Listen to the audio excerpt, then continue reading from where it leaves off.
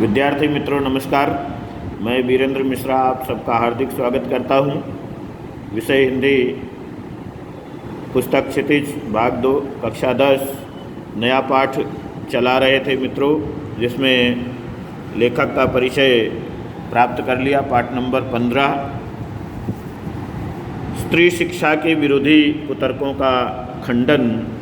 ये महावीर प्रसाद द्विवेदी जी द्वारा रचित पाठ है, इसको हम देखें। बड़े शौक की बात है, आजकल भी ऐसे लोग विद्यमान हैं जो स्त्रियों को पढ़ाना उनके और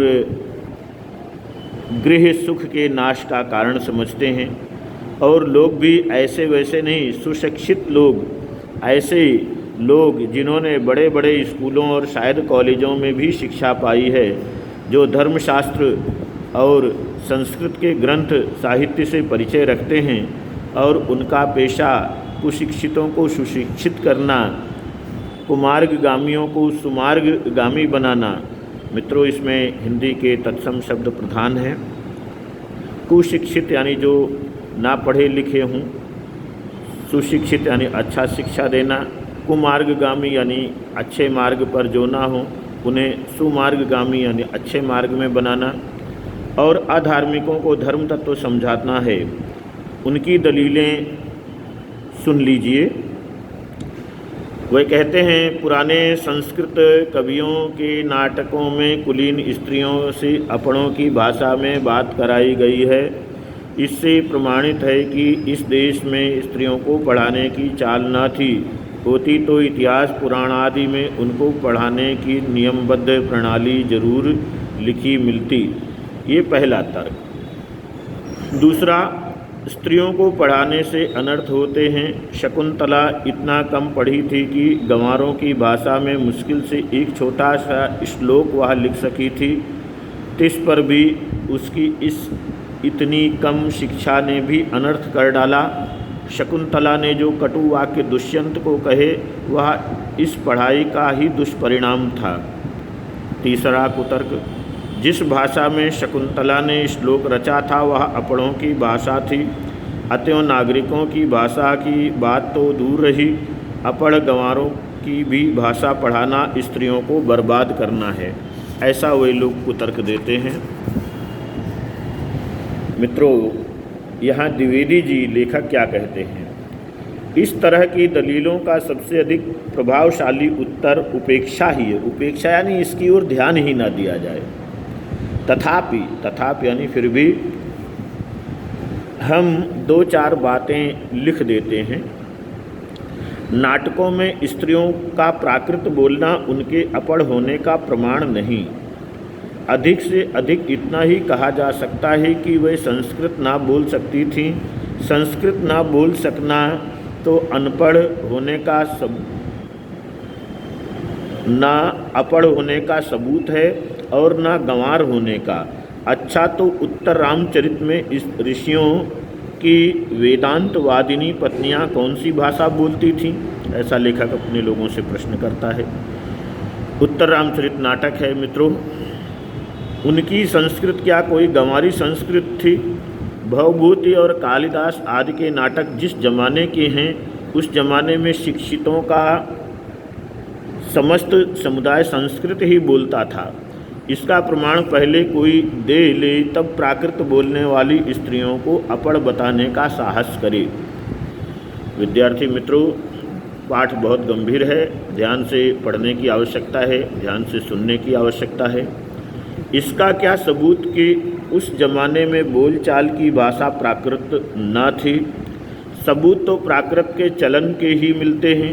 प्राकृत यदि उस समय की प्रचलित भाषा ना होती तो बौद्धों तथा जैनों के हजारों ग्रंथ उसमें क्यों लिखे जाते? और भगवान शाक्य मुनि तथा उनके चेले प्राकृत में ही क्यों धर्मोपदेश देते? धर्मोपदेश मतलब मित्रों धर्म धन उपदेश, धर्म का उपदेश। बौद्धों के त्रिपिटक ग्रंथ की रचना प्राकृत में किए जाने का एकमात्र कारण यही है कि उस जमाने में प्राकृत ही सर्वसाधारण की भाषा थी।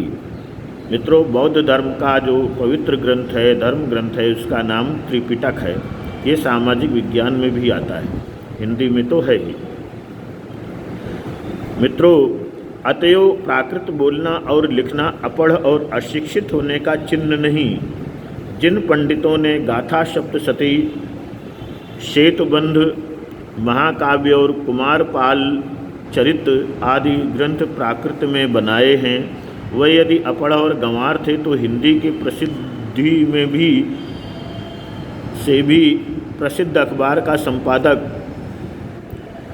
इस जमाने में अपढ़ और गंवार कहा जा सकता है, क्योंकि वह अपने ज़माने की प्रचलित भाषा में अखबार लिखता है। हिंदी, बांग्ला आदि भाषाएं आजकल की प्राकृत हैं। शौरसेनी, मागधी, महाराष्ट्री और पाली आदि भाषाएं उस जमाने की थी। विद्यार्थी मित्रों, प्राकृत पढ़कर भी उस जमाने में लोग उसी तरह सभ्य, शिक्षित और पंडित हो सकते थे जिस तरह की हिंदी, बांग्ला, मराठी आदि भाषाएं पढ़कर इस जमाने में हम हो सकते हैं। फिर प्राकृत बोलना अपढ़ होने का सबूत है, ये बात कैसे मानी जा सकती है? विद्यार्थी मित्रों, अगले पैराग्राफ में लेखक बतलाना चाहते हैं कि जिस समय आचार्यों ने नाट्य शास्त्र संबंधी नियम बनाए थे, उस समय सर्वसाधारण की भाषा संस्कृत न थी। चुने हुए लोग ही संस्कृत बोलते या बोल सकते थे। इसी से उन्होंने उनकी भाषा संस्कृत और दूसरे लोगों तथा स्त्रियों की भाषा प्राकृत रखने का नियम कर दिया। पुराने ज़माने में स्त्रियों के लिए कोई विश्वविद्यालय न था। फिर नियमबद्ध प्रणाली का उल्लेख आदि पुराणों में ना मिले तो क्या आश्चर्य है, और उल्लेख उसका कहीं रहा हो पर नष्ट हो गया हो तो। पुराने ज़माने में विमान उड़ते थे, बताइए उनके बनाने की विद्या सिखाने वाला कोई शास्त्र। बड़े बड़े जहाज़ों पर सवार होकर लोग द्वीपांतरों को जाते थे, दिखाइए जहाज़ बनाने की नियमबद्ध प्रणाली के दर्शक ग्रंथ।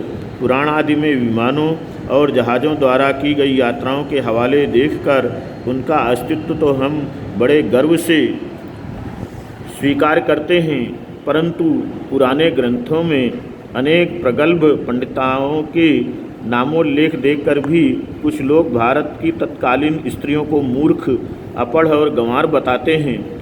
इस तर्क शास्त्रज्ञता और इस न्यायशीलता की बलिहारी है। मित्रों, वेदों को प्रायः सभी हिंदू ईश्वरकृत मानते हैं, सो ईश्वर तो वेद मंत्रों की रचना अथवा उनका दर्शन विश्ववरा आदि स्त्रियों से करावे और हम उन्हें ककहरा पढ़ाना भी पाप समझें। शीला और विद्या आदि कौन थी? मित्रों, इन्होंने प्रमाण दिया है, वह स्त्री थी या नहीं। बड़े बड़े पुरुष कवियों से आदृत हुई हैं, आदृत यानी आदर की पात्र हुई हैं या नहीं। शार्ंगधर पद्धति में उनकी कविता के नमूने हैं या नहीं। बौद्ध ग्रंथ त्रिपिटक के अंतर्गत थेरी गाथा में जिन सैकड़ों स्त्रियों की पद्य रचना उद्धृत है, वह क्या अपढ़ थीं? जिस भारत में कुमारिकाओं को चित्र बनाने, नाचने, गाने, बजाने, फूल चुनने, हार गूंथने, पैर मलने तक की कला सीखने की आज्ञा थी, उनको लिखने पढ़ने की आज्ञा न थी? मित्रों, लेखक ने बहुत तर्क दिए हैं और ऐतिहासिक ग्रंथों से, अन्य महत्वपूर्ण ग्रंथों से ये तर्क दिया है। कौन विज्ञ ऐसी बात मुख से निकालेगा? विज्ञानी, जानने वाला, विद्वान। और कोई निकाले भी तो मानेगा कौन? विद्यार्थी मित्रों, आपको ये वीडियो यदि अच्छा लग रहा है तो इसे लाइक कीजिए, शेयर कीजिए। अगर सब्सक्राइब नहीं किए हैं तो सब्सक्राइब कीजिए। धन्यवाद।